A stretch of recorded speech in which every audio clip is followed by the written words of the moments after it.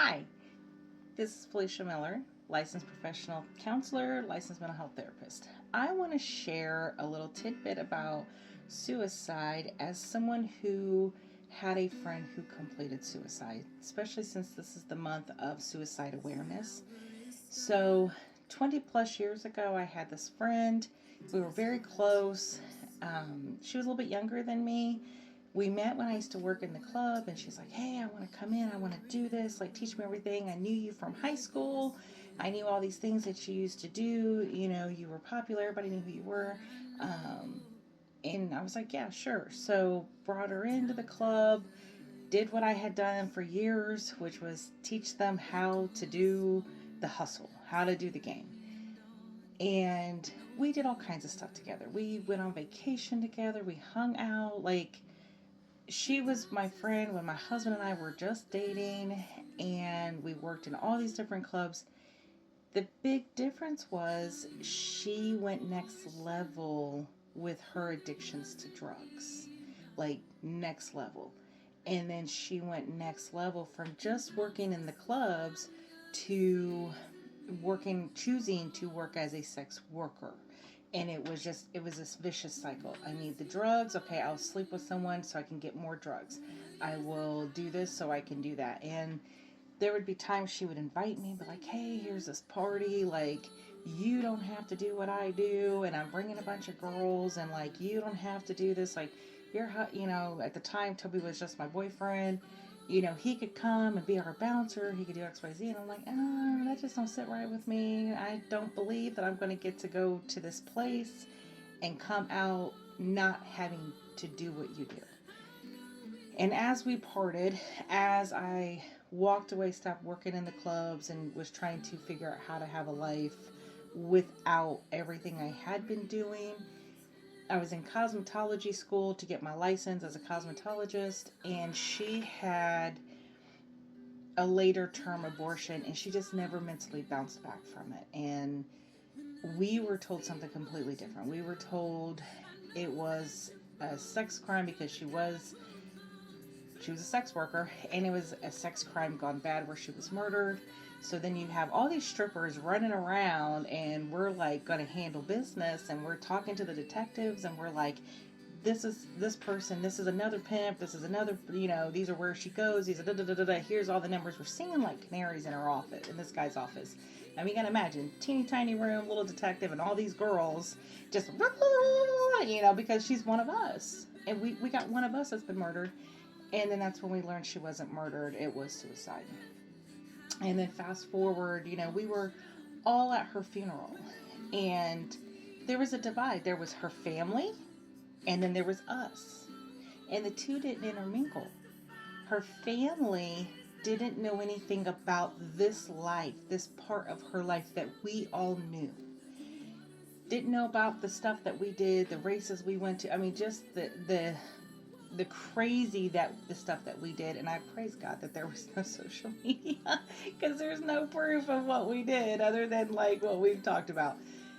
But her we didn't know her family. And so the two worlds didn't collide. And here we all were at the funeral. Some people had showed up. We were just ready to fight at her funeral. Um, and then fast forward, this was a really hard time for me, and that there was other things that had happened. But then I run into at cosmetology school. I did not know I was friends and was, in school with the new girlfriend of her ex. And he walks in, sees me, he runs out. I run out after him. Like, I've got a lady sitting here with color on her hair. And I'm like, "Y'all gotta finish this. I have to go take care of this," because he dropped off the map.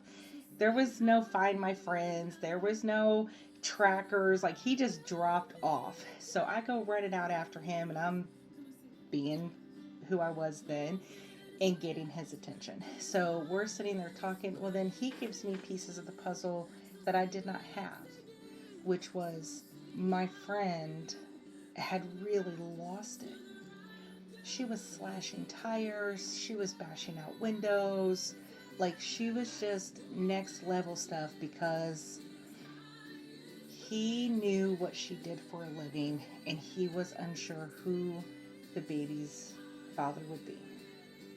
And he was like, no, we can't do this, we can't whatever. He wanted her to come out of this industry. He wanted her to go to drug rehab and do all this stuff. And she just never bounced back. She was never okay. And when you are a sex worker, it's not like you're getting, the top of the crowd, people who are going to be nice to you. You're getting people who are going to hurt you. You're getting people who are going to really, really harm you because they're paying for something that they can't do with their spouse, they can't do with their girlfriend, they can't do it with somebody else. So they're going to pay for their sexually maladaptive behavior and they are going to act it out. So we have no idea the depth of what she actually endured during this time phrase. So then here I'm getting all these pieces of the puzzle and I'm like, my friend did not get murdered, which I was grateful for. But then it was like, man, my friend completed suicide. So then I kind of started thinking, like, where did I fail as a friend? How did I not help my friend? What did I do wrong? And those who knew me during this time, they knew I really did separate myself and I really just didn't come out. I didn't talk to nobody. I was very depressed because I was just like, what was my part? And then I turned, and it took me quite a long time to really, really, a lot of therapy, a lot of talking, a lot of processing, that the two worlds didn't combine. But at the same time, now what I know about trauma, what I know about sex addiction, what I know about drug addiction, all these different, things. Addiction is the surface level of something deeper. I don't know. We never talked about what her childhood was. We never talked about why she really didn't connect with her family, why she didn't talk to her family. And we never really talked about how she didn't just come into the industry to dance, but how she went the whole, like, what opened up Pandora's box to cause her to go that next level. There was no boundary, there was no I'm stopping here, and we never talked about it. And for years, I carried some of that guilt of like, could I have been better? What could I have done?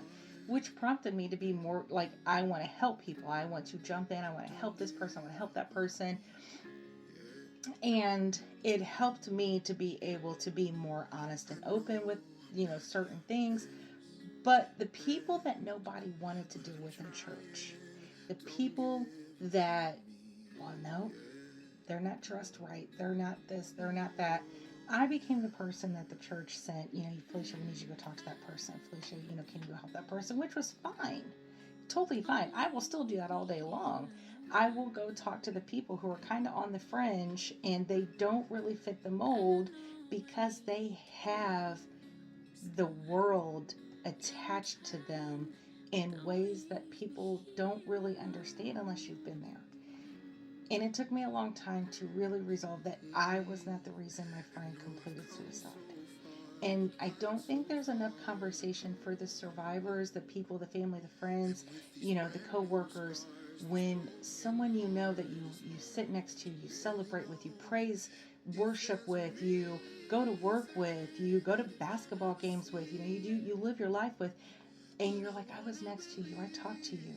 I remember the last conversation, and I do genuinely remember the last conversation that her and I had. And then you're like, did I do enough? And people don't really talk about that. It's, we call it survivor's guilt, where it's like, what, the woulda, coulda, shoulda.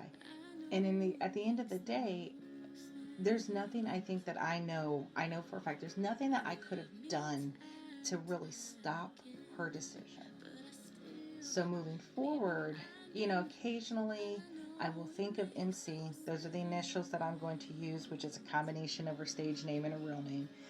But I will think about MC and, and I keep a picture of her and I, keep a picture of her in various places as a reminder to never stop helping people, to never give up on somebody, to, really try to help them within my capacity, but also as a reminder that I don't know the full story of what someone is dealing with until they're willing to tell me.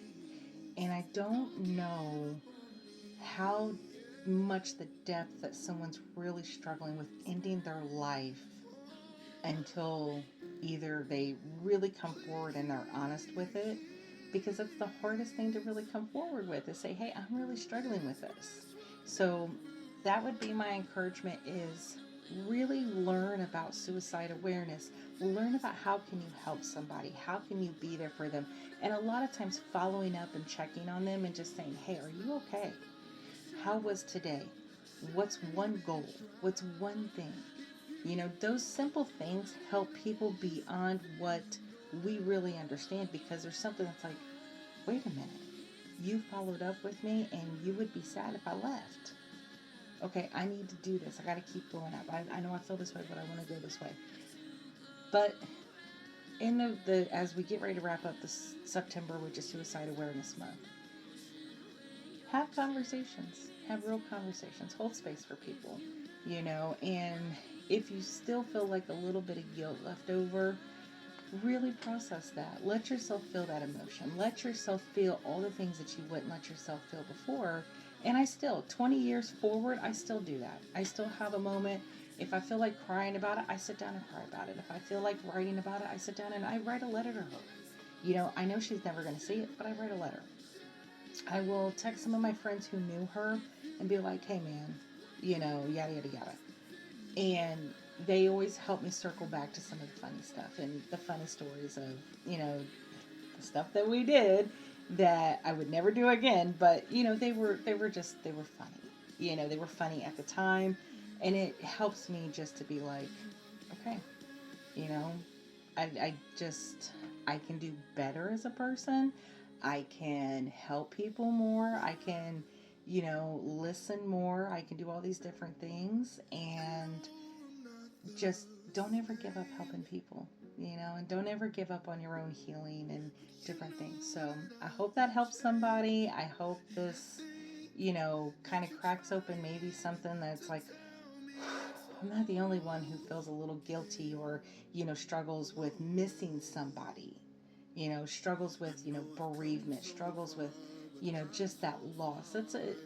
It's not a one and done, like, oh, okay, I should be better. I went to church. I went to one therapy session, or, sometimes it's a long game. When you lose someone, it's a long game of healing with ripple effects of like, this kind of made me sad, but you know what? This time I did it a little bit better. So just keep that in mind. Give yourself grace and compassion, and give the people who are struggling grace and compassion. God bless.